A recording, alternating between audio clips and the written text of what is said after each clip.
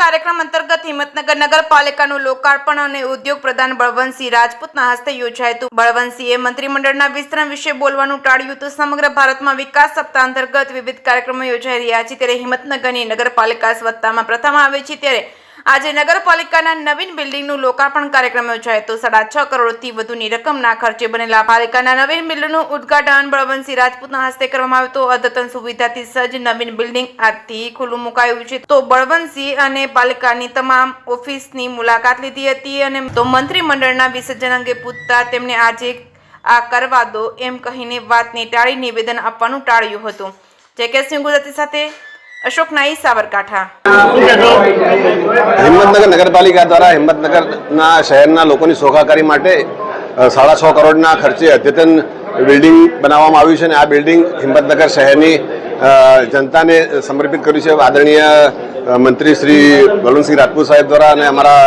સાંસદ શ્રી, ધારાસભ્ય શ્રી અને નગરપાલિકાની સૌ ટીમ આજે હાજર રહી અને આ બિલ્ડિંગને લોકાર્પણ કરવામાં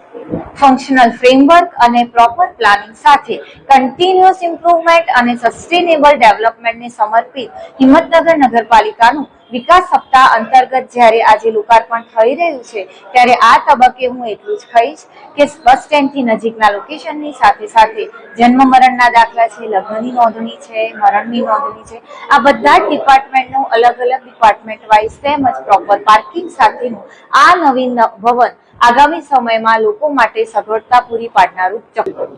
ગુજરાતના મુખ્યમંત્રી આદરણીય ભૂપેન્દ્રભાઈ પટેલ સાહેબ આજે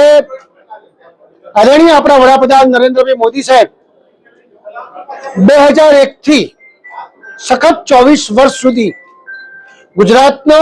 આ દેશનો અને વિશ્વનો અનેક ક્ષેત્રે જ્યારે વિકાસ થતો હોય ત્યારે 7 તારીખથી 15 તારીખ એ ગુજરાતના મુખ્યમંત્રી શ્રીએ એક સપ્તાહ દરેક ઠેકાણે જ્યાં વિકાસના કામો થયા છે અને એની સાથે સાથે નવા સંકલ્પો સાથે ગુજરાત આગળ વધે એ પ્રકારની વ્યવસ્થા આજે ગુજરાતના મુખ્યમંત્રી શ્રીએ કરી છે। એના ભાગરૂપે આજે છેલ્લો દિવસ છે। મને કહેતા વાતનો આનંદ છે કે હિંમતનગરમાં નગરપાલિકાનું મકાન 6.5 કરોડના ખર્ચે લોકોને વધુમાં વધુ સારું કામ થાય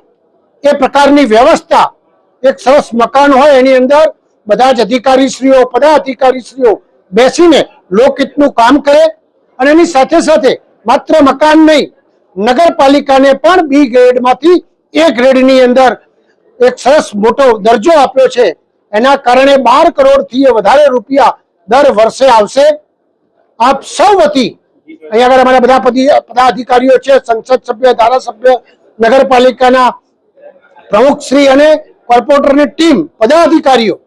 બધા વતી હું મુખ્યમંત્રી શ્રીને ખૂબ અભિનંદન આપું છું કે હિંમતનગરમાં એક સારું કામ થયું છે અને આજે બધાએ સંકલ્પ પણ કર્યો છે કે અમે જે ગતિથી કામ કરીએ છીએ એનાથી વધારે તેજીથી ગતિથી લોકહિતના કામ કરીશું।